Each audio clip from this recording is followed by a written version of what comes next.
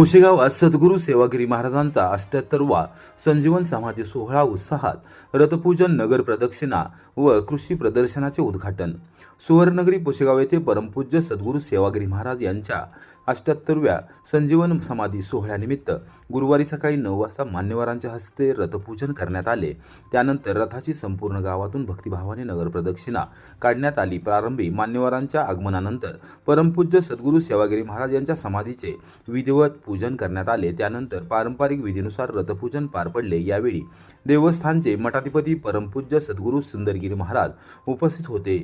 वार्षिक यात्रेनिमित्त आयोजित कृषी प्रदर्शनाचे उद्घाटन आमदार महेश शिंदे व राष्ट्रवादी काँग्रेस शरदचंद्र पवार पक्षाचे प्रदेशाध्यक्ष आमदार शशिकांत शिंदे यांच्या हस्ते करण्यात आले. यावेळी सेवागिरी देवस्थानचे चेअरमन संतोष वाघ, मान खटावच्या प्रांताधिकारी उज्ज्वला गाडेकर, खटावच्या तहसीलदार बाई माने, तालुका कृषी अधिकारी सौ फरांदे, गट विकास अधिकारी योगेश कदम, सहाय्यक पोलीस निरीक्षक संदीप पोमन, देवस्थान ट्रस्टचे विश्वस्त डॉक्टर सुरेश जाधव, रणधीर शेठ जाधव, आहन मकरंद पाटील, भरत मुळे, सरपंच विशाल जाधव यांच्यासह पुशेगाव पंचक्रोशीतील ग्रामस्थ व शेतकरी बांधव यावेळी उपस्थित होते. दरम्यान सेवागिरी महाराजांच्या समाधीचे दर्शन घेण्यासाठी सातारा जिल्ह्यासह विविध भागांतून भाविकांची मोठी गर्दी झाली होती. भाविकांची सोय व्हावी यासाठी महाराष्ट्र राज्य मार्ग परिवहन महामंडळाच्या विविध आगारातून यात्रा विशेष बस सेवा सुरू करण्यात आली. भक्तिमय वातावरणात व शिस्तबद्ध नियोजनात संजीवन समाधी सोहळा मोठ्या उत्साहात साजरा करण्यात आला. ऊस तोडणीला विलंब, कोरेगावातील संतप्त शेतकऱ्यांचा साखर कारखान्याच्या कार्यालयावर मोर्चा, शरयू आणि शिवनेरी शुगर कारखान्याच्या गट कार्यालयाला ठोकले टाळे. कोरेगाव शहर परिसरात वारंवार मागणी करूनही सहकारी व खाजगी साखर कारखान्यांकडून ऊसतोडणी वेळेत केली जात नसल्याच्या निषेधार्थ राष्ट्रवादी काँग्रेस शरदचंद्र पवार पक्षाचे नगरसेवक हेमंत आनंदराव बर्गे यांच्या नेतृत्वाखाली संतप्त शेतकऱ्यांनी गुरुवारी सकाळी 11 वाजल्यापासून शहरातील विविध साखर कारखान्यांच्या गट कार्यालयामध्ये जाऊन जाब विचारला. यावेळी शरयू ॲग्रो इंडस्ट्रीज आणि शिवनेरी शुगर लिमिटेडचे कार्यालय बंद आढळून आल्याने संतप्त शेतकऱ्यांनी त्या कार्यालयास टाळे ठोकले.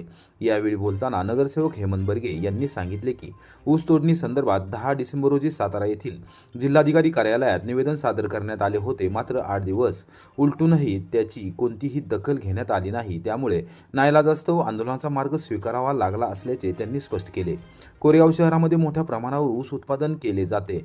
येथील शेतकरी Jarandeshwar sugar mill, Shivneri sugar limited, Ajinkyatara सहकारी साखर कारखाना, जयवंत शुगर लिमिटेड, किसनवीर सातारा सहकारी साखर कारखाना तसेच शरयू ॲग्रो इंडस्ट्रीज या कारखान्यांना नियमित ऊस पुरवठा करतात. या सर्व सहकारी व खाजगी साखर कारखान्यांची कार्यालये, बँका व पतसंस्था कोरेगाव शहरात असतानाही शेतकऱ्यांना ऊस तोडणीसाठी आवश्यक यंत्रणा व टोळ्या वेळेवर दिल्या जात नसल्याचा आरोप शेतकऱ्यांनी केला आहे.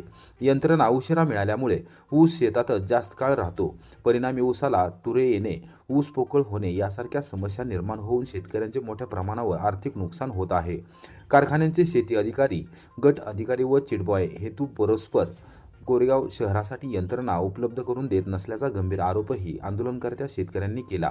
तसेच जरंडेश्वर शुगर मिल्सकडून शिरडोन, लासुर्णे, तांदुळवाडी यासारख्या गावांना 30 किलोमीटरपर्यंत वाहतूक दिली जाते. मात्र कोरेगाव शहरासाठी केवळ 17 किलोमीटर वाहतूक दिली जात असल्याने येथे यंत्रणा बसत नसल्याचे शेतकऱ्यांनी नमूद केले.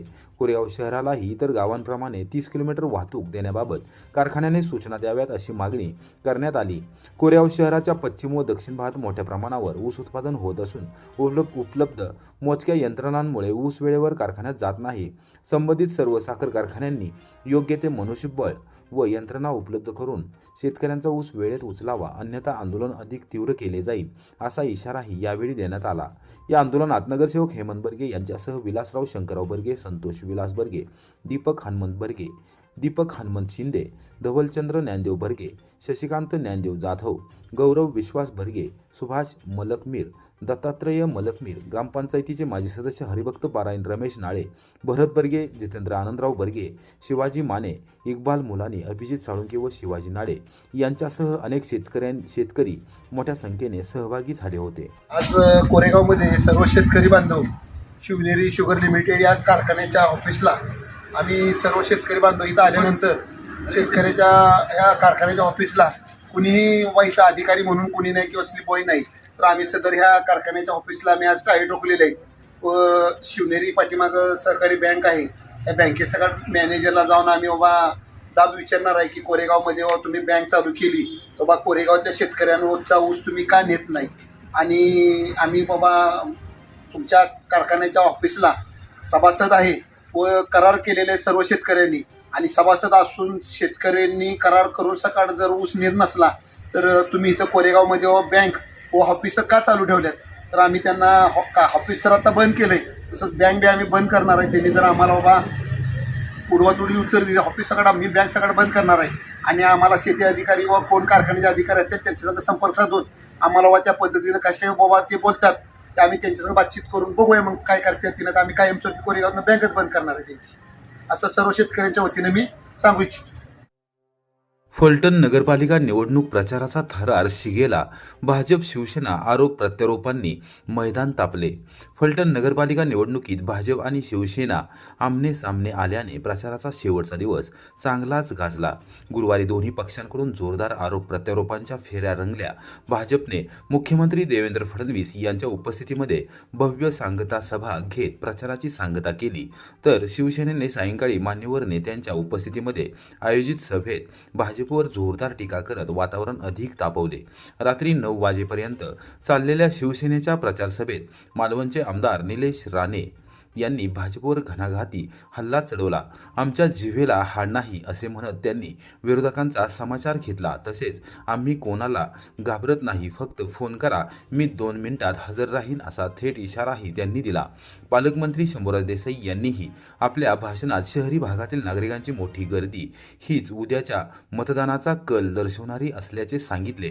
समजणाऱ्यांसाठी इशारा पुरेसा आहे असे सूचक विधान करत त्यांनी विरोधकांना प्रत्यक्ष इशारा दिला. एकूणच शेवटच्या दिवशीच्या आक्रमक प्रचारामुळे फलटण नगरपालिका निवडणूक अधिकच रंगतदार बनली असून आता सर्वांचे लक्ष उद्याच्या मतदानाकडे लागले आहे. दमदाटी वगैरे ही भाषा आमच्या समोर चालतच नाही हो.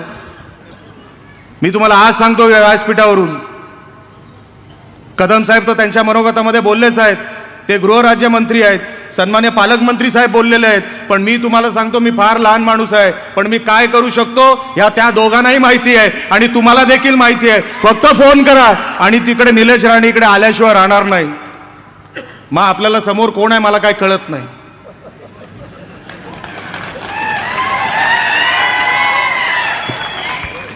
मग आपल्याला काय माहित नाही, मग आपल्या जिभेला हाड पण नाही. मग समोरचा काय करू शकतो त्याच्यापेक्षा मी काय करू शकतो हे त्याला समोरच्याला दाखवल्याशिवाय आपण राहत नाही. चेहरे सहज बघतोय, मला ग्रामीण भागातनं आलेली जास्त माणसं दिसत नाहीत, ही शहरातली सगळी चेहरे दिसत आहेत. बरोबर ना? आता ज्यांना ओळखायचं त्यांनी ओळखा, मला काय म्हणायचे ते. ज्यांना उद्या मतं द्यायची ती माणसं पुढं पाहिजेत. जे गावातले आहेत, फलटणमधले आहेत, जे उद्या नगराध्यक्ष निवडणार आहेत, नगरसेवक निवडणार आहेत, त्यांनी सांगता सभेला, प्रचार सभेला या ठिकाणी समोर असलं पाहिजे. मला बाकीचं काय या ठिकाणी बोलायचं नाही. मला लग्नाचे स्वप्न दाखवून विश्वासघात, प्रेमाच्या जाळ्यात अडवून युवकाला 21 लाखांचा गंडा. फलटण ग्रामीण पोलीस ठाण्यात गुन्हा दाखल.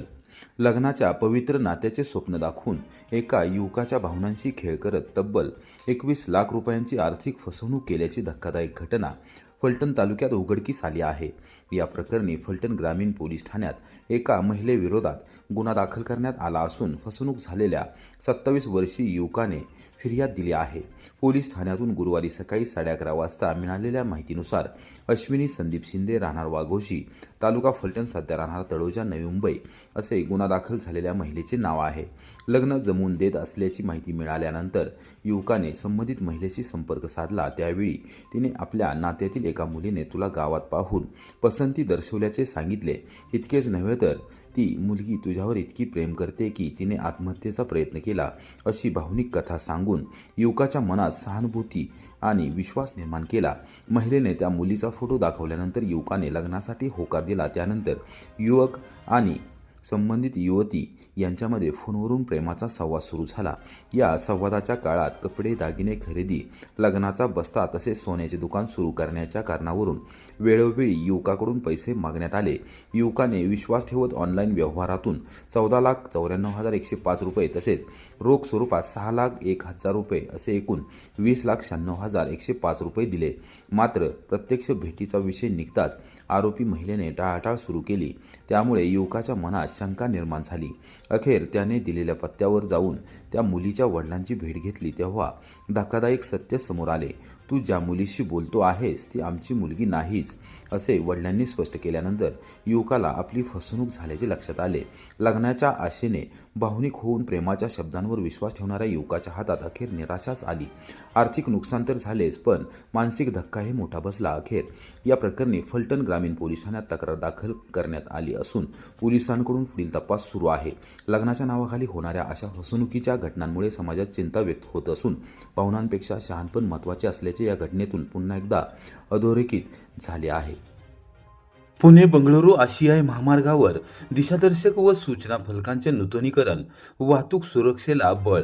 पुणे बंगळुरू आशियाई महामार्गावर सांगली जिल्ह्यातील पेटनाका ते सातारा जिल्ह्यातील तासवडे टोल नाका दरम्यान विविध ठिकाणी वाहतूक वळवण्यात आली आहे. या मार्गावर प्रवाशांना योग्य माहिती मिळावी यासाठी उभारण्यात आलेले माहिती दर्शवणारे दिशादर्शक व सूचना फलक गेल्या काही दिवसांपासून खराब अवस्थेत असल्याने स्पष्ट दिसत नव्हते. परिणामी वाहन चालकांना अडचणींचा सामना करावा लागत होता. ही बाब लक्षात घेऊन महामार्ग देखभाल करणाऱ्या DP जैन कंपनीच्या सुरक्षा विभागाकडून संबंधित फलकांची सखोल साफसफाई करून नव्याने रंगकाम पेंटिंग करण्यात येत आहे. त्यासोबतच अपघात प्रवण व वाहतूक वळण असलेल्या ठिकाणी सुरक्षा बॅरिगेड्सही बसवण्यात येत आहेत. ज्यामुळे वाहतूक अधिक सुरक्षित व शिस्तबद्ध होण्यास मदत होणार आहे. गुरुवारी सकाळपासून या नूतनीकरणाच्या कामास सुरुवात झाली असून सायंकाळी 6:30 वाजेपर्यंत काम सुरू होते. विशेष म्हणजे 2 दिवसांपूर्वीच कंपनीच्या वरिष्ठ अधिकाऱ्यांनी प्रत्यक्ष पाहणी करून कामाला गती देण्याच्या सूचना दिल्या होत्या. त्यानंतर तातडीने प्रत्यक्ष कामाला सुरुवात करण्यात आली. या उपक्रमामुळे महामार्गावरील दिशादर्शक फलक अधिक स्पष्ट दिसू लागणार असून वाहन चालकांना मार्गदर्शन सुलभ होईल. तसेच रात्रीच्या वेळी व पावसाळ्यात होणाऱ्या अपघातांचे प्रमाण कमी होण्यासही मदत होणार आहे. प्रवाशांनी व वाहन चालकांनी काम सुरू असताना सूचनांचे पालन करून सहकार्य करावे असे आवाहन महामार्ग प्रशासनाकडून करण्यात आले आहे.